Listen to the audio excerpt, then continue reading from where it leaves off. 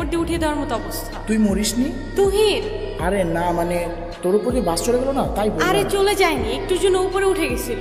তুই বাইচে গেছিস, তাহলে মাজারে গিয়ে সিন্নি দে না। আরে মাজারা এখন ধর্ম নিয়ে ব্যবসা হয়। ঠিক বলছোস, আসলে মাজার এখন ব্যবসা চলে। ইসলাম নিয়ে এখন সব জায়গায় ব্যবসা হচ্ছে।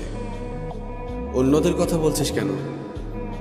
আমরা নিজেরাই ব্যবসা করছি। আমরা ধর্ম নিয়ে নিজেরাই ব্যবসা করছি? কিভাবে? হ্যাঁ, তুই নিজেকে মুসলমান বলে পরিচয় দিস, কারণ এদেশে মুসলমানের সংখ্যা বেশি, তাই। আসলে তুই জুলফি মুসলিম। জুলফি মুসলিম মানে? জুলফি মুসলিম বুঝলি না? যারা জুম্মার দিন সেলফি তুলে বলে জুম্মা মোবারক, আর বাকি নামাজগুলোর সময় বিড়ি টেনে সময় পার করে, জুলফি মুসলিম তাদের বলে। তাহলে তো তুহিন জুলফি মুসলিম। হাসির কিছু নেই, মেয়েরা ইসলাম নিয়ে বেশি পায় তারা করে। মানে কি? তর্ক করবি নাকি শিখবি? বল দেখি, শিখি। তোর ফেসবুক প্রোফাইলে কি আছে? কি থাকবে? আমার অনেক ছবি আছে, আর কি থাকবে? না, তোর অ্যাবাউটে কি আছে? কি থাকবে? অ্যাবাউটে আছে not yet working student, I love Allah. Wait wait wait wait এখানে আমার প্রশ্ন, আল্লাহকে তুই ভালোবাসিস? কেন বাসবো না, অবশ্যই ভালোবাসি। আল্লাহকে কি তোর বয়ফ্রেন্ডের মতো ভালোবাসিস? বয়ফ্রেন্ডের মতো কেন ভালোবাসি? না মানে তোর ফেসবুক অ্যাক্টিভিটি তো তাই বলে। মানে ঠিক বুঝলাম না। অ্যাকচুয়ালি তোর না, তোদের মতো মেয়েদের ফেসবুক প্রোফাইলে ঢুকলেই দেখা যায় কভার পিকচারে কোরআনের ছবি, কিন্তু তুই কোরআন পড়তে পারিস না। প্রোফাইল পিকচারে মক্কা শরীফের ছবি, কিন্তু তুই যেটা আপলোড করার যোগ্যতাই রাখিস না। এখানে যোগ্যতার কি হলো? অনেক কিছু। তোর ফিচার ফটোতে 5 ওয়াক্ত নামাজের ফায়দার কথা, কিন্তু তুই 1 ওয়াক্তও পড়িস না। আর একটু নিচে নামলেই দেখা যায় তোর টলটনে রলমলে সুন্দর শরীরের সব পাট পাট ছবি। এই ফাইজলামের বাড়ি কোথায়? এটা কি ইসলামের অবমাননা নয়? দেখ, তোর মুখে কি আল্লাহর নামটা মানায়? তাহলে আমি কার নাম নিব? আমি মুসলিম, আমি তো আল্লাহর নামই নিব। না, তুই বা তোরা মুসলিম না। এই যে বললাম, শুধুমাত্র এদেশে মুসলিম বেশি, তাই তোরা মুসলিম পরিচয় দিস। অ্যাকচুয়ালি তোদের নিজেদের তৈরি করা খোদা আছে, যে খোদা তোদেরকে স্বাধীনভাবে উল্টাপাল্টা করে চলতে আর ফাউলভাবে পোশাক পরতে বলেছে। আমি শাড়ি হিজাব এগুলি কি পরি না, নাকি সেদিন তোর চোখে সমস্যা থাকে?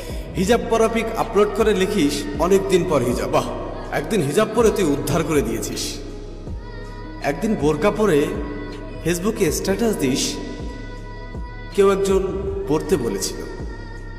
আর তোদের শাড়ি পরা থাকলে বুকের ওপর থেকে কাপড়টা নামিয়ে ফটোশুট শুরু করিস। যতটা সম্ভব নিজের বডি শো আপ নিয়ে ব্যস্ত থাকিস, আলাদা আলাদাভাবে নিজের বুক, পিঠ, ঠোঁট, চুল। আর তোর মুখের দিকটা ছবিতে ঠিক মতো আসুক আর না আসুক, বুকের মাপটা ঠিকই আসে। এটা কি আল্লাহকে অপমান করা নয়? তুই নিজেকে নিজের স্বাধীনতার আদলে শরীরকে প্রোডাক্ট বানিয়ে ফেলেছিস। নোংরা সিনেমার থেকেও নোংরা তোদের চলাফেরা। এবার বুকে হাত দিয়ে বল, আল্লাহকে তুই অপমান করছিস না? বিশেষ দিনে তোর বয়ফ্রেন্ডের ক্যাপাসিটি থাক আর না থাক, তোর সাথে ম্যাচিং করে পোশাক না পরলে তোর সম্মান থাকে না।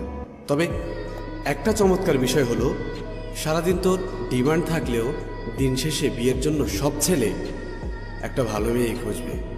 আর তুই তো নিজেকে খারাপ বলতেই স্বাচ্ছন্দ্য বোধ করিস। তোর ফেসবুক প্রোফাইলে কি লেখা থাকে?